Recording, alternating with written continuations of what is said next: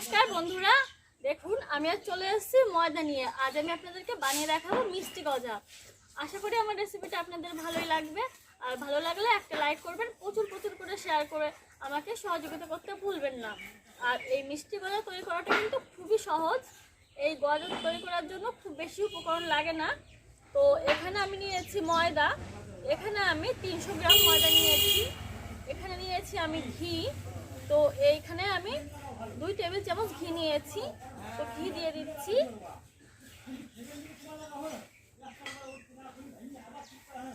আর দিয়ে দিচ্ছি লবণ।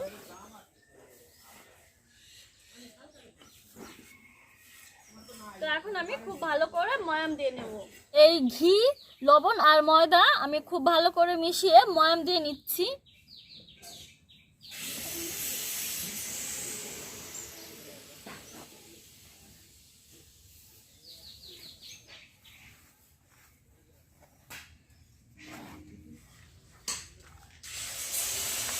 লেখা গজা খাবি তো?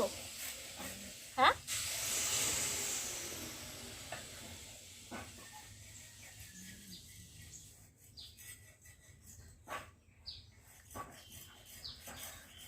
আমার ভালো করে ময়াম দিয়ে নেওয়া হয়ে গেছে।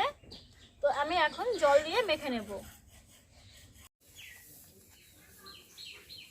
দেখুন বন্ধুরা, মুঠো করলে এরকম ভাবে জড়ো হয়ে যাচ্ছে। তো এখন বুঝতে হবে যে ময়াম দেওয়াটা হয়ে গেছে। দেখুন আরেকবার দেখাচ্ছি। তো আমি আস্তে আস্তে জল অ্যাড করব, আর একটু শক্ত করে আমি ময়দাটা মেখে নেব। গজার ময়দাটা একটুখানি শক্ত করে মেখে নিতে হয়।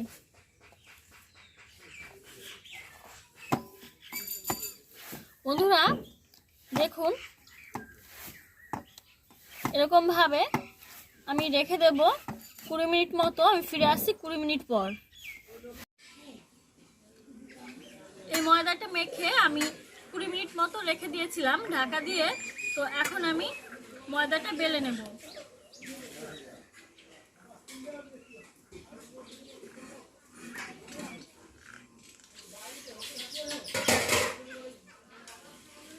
একটু মোটা করতে হবে।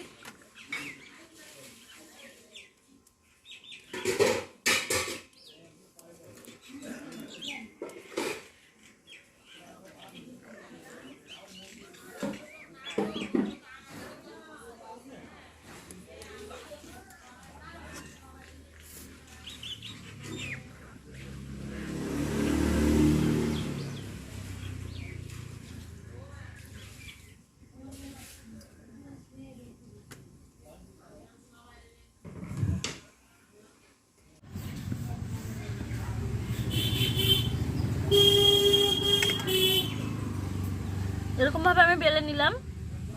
এবার এরকম করে একটা ভাঁজ দিয়ে নেব, তারপর আবার এরকম করে নেব। তো এখন আমি আবার বেলে নেব।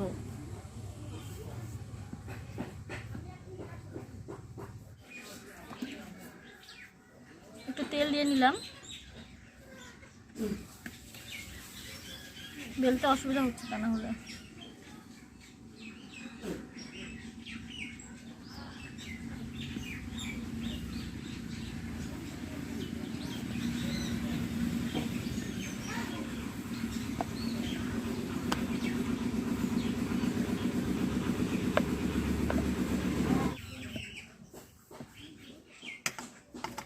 দেখুন বন্ধুরা, আমি এরকম ভাবে বেলে নিয়েছি। তো এখন আমি পিস পিস করে নেব। দেখুন এরকম আমি একটা পিৎজা কাটার নিয়েছি। আপনারা চাইলে ছুরি দিয়েও করতে পারেন। তো আমি সবার প্রথমে সাইড থেকে এরকম ভাবে কেটে এটা বাদ দিয়ে নেব।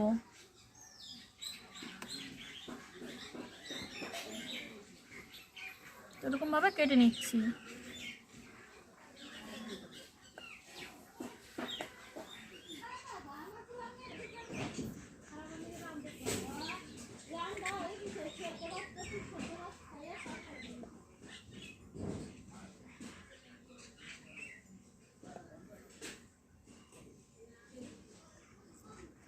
দেখুন বন্ধুরা, আমি এরকম ভাবে কেটে নিয়েছি ছোট ছোট চৌকো চৌকো পিস পিস করে। আর সবগুলো আমি এরকম ভাবে কেটে নেব।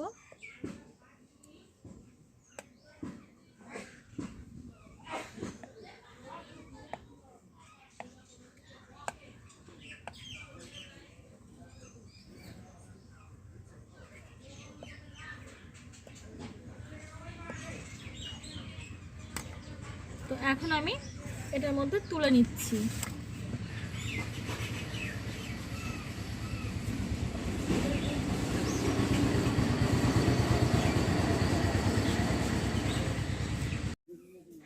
বন্ধুরা, একই রকম ভাবে আমি আরেকটা বেলে নিয়েছি, তো এখন আমি কেটে নিচ্ছি।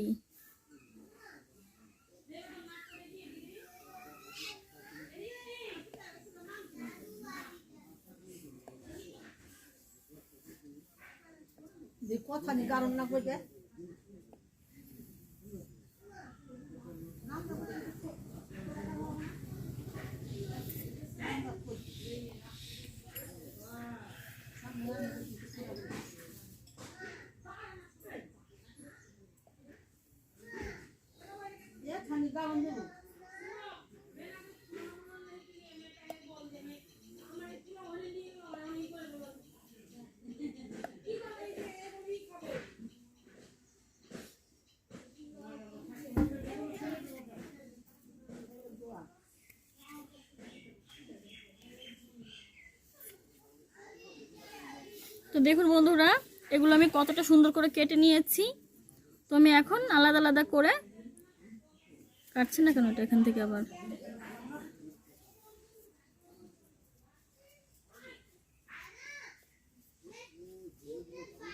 আর লাস্ট আরেকটা রয়েছে, ওটা আমি বেলে এরকম ভাবে কেটে নেব। এই লাস্ট এটা রয়েছে, এটা এখন আমি বেলে নিচ্ছি।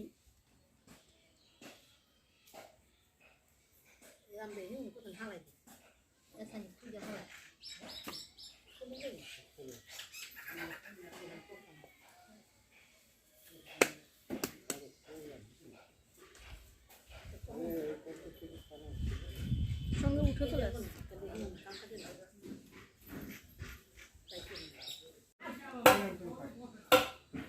দেখুন বন্ধুরা, এটাকে কিন্তু আমি অনেকটাই বড় করে বেলে নিয়েছি। তো সেম ভাবে একটা ভাঁজ দিয়ে নিলাম। তো এরকম ভাবে উল্টে আমি আরেকটা ভাঁজ দিয়ে নিচ্ছি। তো এখন আমি আবার বেলতে থাকবো।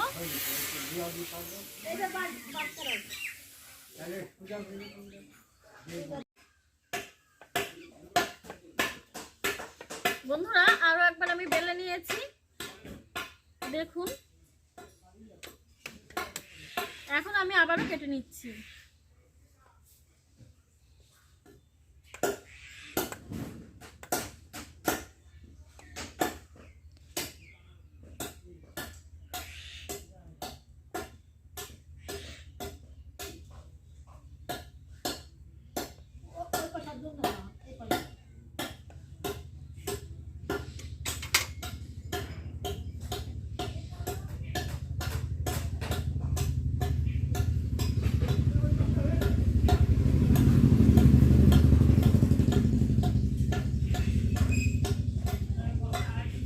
তো এগুলো আমি নিয়ে নিচ্ছি।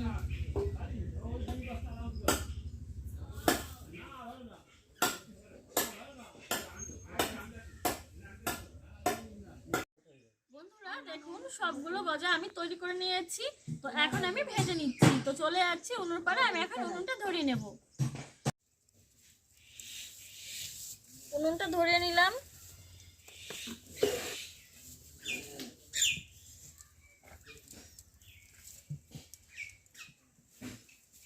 কড়াইটা গরম করে নিচ্ছি।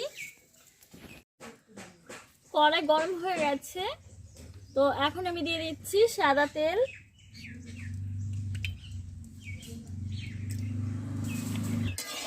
তেল গরম হয়ে গেছে।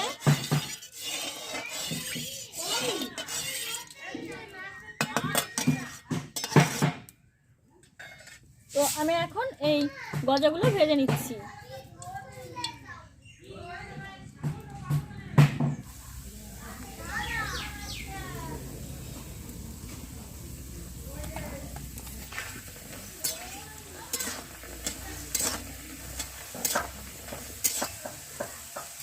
তো আমি এখন তুলে নিচ্ছি তেল ঝরিয়ে। দেখুন, আপনাদের একটু কাছ থেকে দেখাচ্ছি।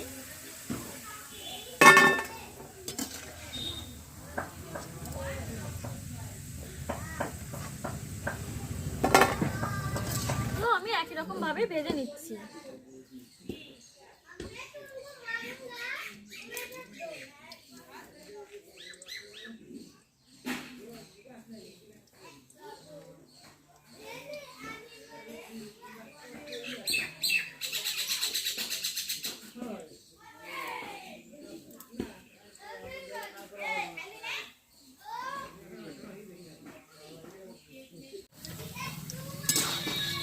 এই সময় কিন্তু উনুনের আঁচ মিডিয়াম রাখতে হবে। খুব বেশি যদি দেই, খুব বেশি উনুনের আঁচ থাকে যদি, তাহলে কিন্তু বাইরেটা পুড়ে যাবে, ভেতরে কিন্তু একদম কাঁচাই থেকে যাবে।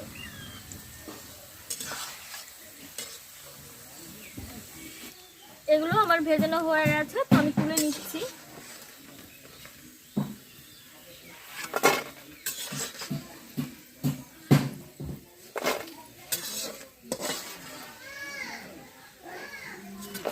তো দেখুন বন্ধুরা কতটা ক্রিস্পি হয়েছে দেখুন। তো এখন আমি একটা চিনির সিরাপ তৈরি করে নেব। কড়াইতে আমি এখন দিয়ে দিচ্ছি জল, আর এখন দিয়ে দিচ্ছি 3টে এলাচ, আমি মুখ ছাড়িয়ে নিয়েছি, এটা চাইলে আপনারা নাও দিতে পারেন। আর দিয়ে দিচ্ছি চিনি।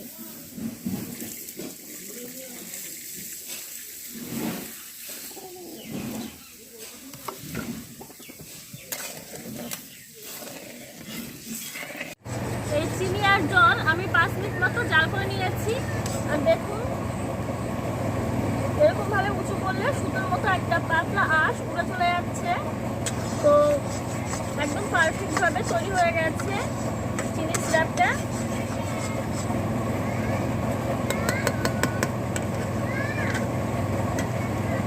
আর এখন ভেজে রাখা গজাগুলোকে আমি চিনির সিরাপে দিয়ে দেবো।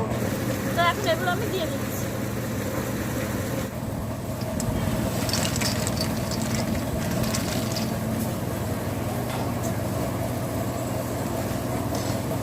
তো ভালো করে মিশিয়ে নেব।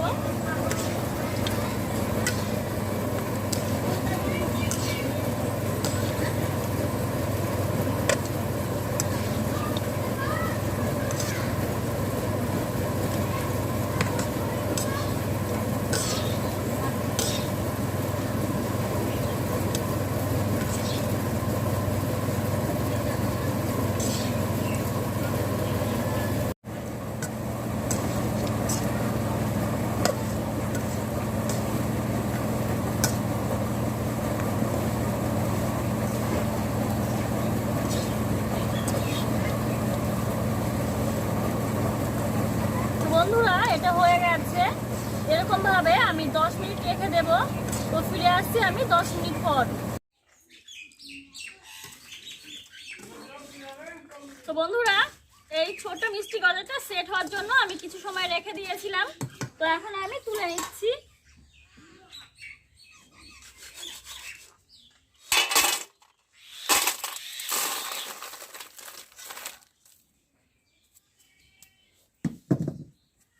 তো দেখুন গজা একদম তৈরি হয়ে গেছে। তো বন্ধুরা আমার এই মিষ্টি গজার রেসিপিটা আপনাদের কাছে কেমন লেগেছে আমাকে কিন্তু কমেন্ট করে জানাতে ভুলবেন না। আর যদি ভালো লেগে থাকে একটা লাইক করবেন, প্রচুর প্রচুর করে শেয়ার করে আমাকে সহযোগিতা করবেন বন্ধুরা। আগেও বলেছি, এখন বলছি, বারবার বলবো। তো এতবার বলা সত্ত্বেও নিশ্চয়ই আপনারা করে দিয়েছেন। তো বন্ধুরা আজকের মতো রেসিপিটা এখানেই শেষ করলাম। নতুন কোনো রেসিপির সঙ্গে আবারও আমি আপনাদের সামনে হাজির হব। তো একটা আপনাদেরকে খেয়ে দেখাচ্ছি কতটা কুড়মুড়ে হয়েছে।